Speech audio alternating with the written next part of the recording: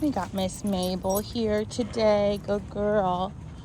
Really going to be working on kind of some engagement with her, making sure that she's comfortable with following just simple commands with a little bit more distraction.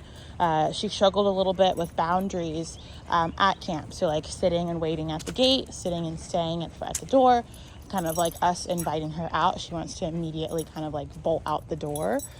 So really kind of getting her to slow down is one of my main goals, making sure she kind of understands like, hey, I can just relax just a little bit. You know, obviously it's going to take some time for her to build that trust in all of us to where she wants to fully like understand and listen to those boundaries. But after like a couple of times, like at the door, with sit and wait at the door, she finally got it. So just making sure I'm rewarding right when she does it really good, and kind of making her slow down. Like sometimes with my more anxious dogs, Mabel, sit. Yes, Mabel, good. I just dropped the whole duck jerky. Good, Mabel, very good. Wait, good job. Just making sure like with some of my anxious dogs, like I'm slowing it down for them because they want to move just so quickly and so fast that it's hard for them to, you know, stay focused and kind of fight that anxiety, like anxious behavior. For her, like at camp, she's like, because now she's like getting really comfortable and she understands the routine and like where she has to go and where she needs to get leashed up at and which yard she has to go into. Like she's getting comfortable. But the moment that we change the routine, like when we started doing training on Monday, she was kind of like, whoa, what are we doing? This is not what we normally do. And so that's where a little bit of her more anxious behavior came out. Good girl, Mabel. Good job walking so nicely. Good girl.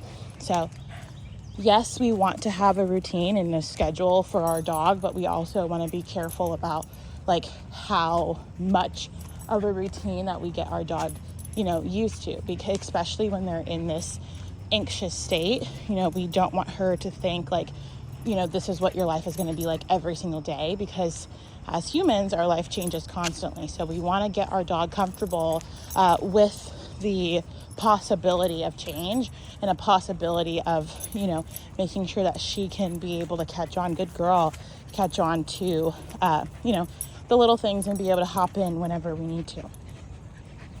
So pulling is very slight. You know, if she pulls me, I'm going to give her a little bit of a correction with the slip lead, and she's doing really good. Good girl. Let's go. This is very nice. Come on. So obviously if I wasn't filming, what I would be doing is good, Mabel, good girl. Whenever she looks at me and gives me that eye contact, I'll reward. Right now I'm just doing some verbal rewarding, but really biggest thing is good girl, good job, good girl. Whenever she's giving that like visual engagement and looking at you, good, Mabel. Making sure that we're really rewarding that so she understands like this is exactly what we want. Leave the squirrel. We got a squirrel here on the tree. Thank you. Leave it. Yes, Mabel. Yes. So she immediately want to pull. Oh gosh. These girls are crazy. Good job, Mabel. Yes, good girl. Building this impulse control towards the squirrel, letting her know like, hey, I want you to focus on me and not the squirrel. Ready? Sit. Mabel, sit. Uh-oh, Mabel, sit. Yes, let's go this way. Good girl. Very nice. Walk with me. Relax. Good.